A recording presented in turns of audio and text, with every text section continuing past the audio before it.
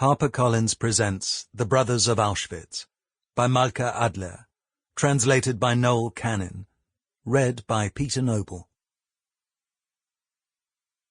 In the darkest part of the sky, the light breaks through. Prologue. Israel, 2001, 7:30 in the morning, and it's freezing. I'm huddled in a heavy black coat on the Bet Yoshua railway platform. I have a meeting with Dov and Yitzhak in Narrator. There was a time when Yitzhak was known as Icho, and Dov as Bernard. Yitzhak is 75 and can still lift a whole calf, still strong. Dov, at 76, is bigger than Yitzhak, and loves cocoa cookies, television, and peace and quiet. They have wives. Yitzhak has Hannah, a good-hearted woman.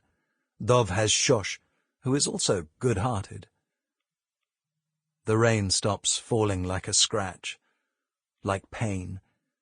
At first it falls hard, abundantly, then trickles down. Branches drop to the ground indifferently. Shh! The tops of the eucalyptus trees travel from side to side in the wind, and already I need to pee again. The loudspeaker announces the next train.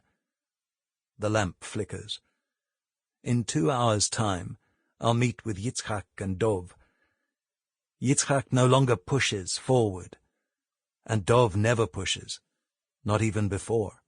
Dov will bring good coffee and cookies with cocoa and raisins. Pew, pew, pew. A man in a long coat fires at the approaching train. Pew, pew, pew. Wearing a beret pulled to one side, he holds a black umbrella and fires. His face is divided in dark lines. Forehead, cheeks, chin, even his nose.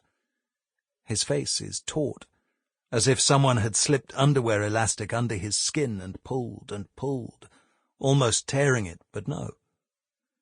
He takes short, hurried steps, flapping his arms hither and thither, as if brushing away a swarm of flies or insects, or stinging thoughts and firing, raising his umbrella high in the air, aiming at the eucalyptus trees, or the train, and shouting, pew, pew, pew, pew, pew. I look the man straight in the eye as he shouts, pew, pew, pew, pew, pew. I'm beside him now, and he says, stop. Stop. Aims and fires, pew, pew, pew, pew, pew, all dead, he says, and wipes his hand on old pants. I cough, and he frowns, thrusting out his chin and biting his lips, as if to say, I told you, didn't I tell you? You had it coming, sickos. And then he breathes 3 times on the end of the umbrella, brushes imaginary crumbs from his coat, straightens the beret, and returns to the middle of the platform. To and fro, back and forth, and back again, his hands in fighting mode all the time. The soldiers have grown used to Friday shootings, the great rage that explodes on the platform from 7 in the morning. Everyone knows he comes from Even Yehuda on his bicycle. Winter, summer, he comes on a Friday, a constant presence.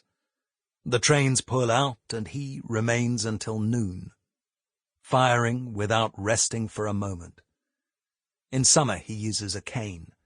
People say, eat, drink, rest, why tire yourself, go home, too bad. But he's in his own world. 7 in the morning, Friday.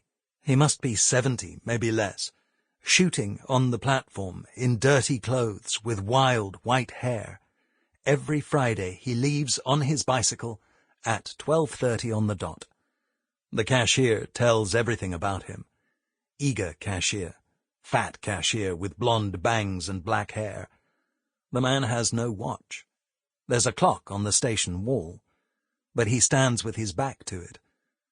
It isn't important to him to see the time, he knows.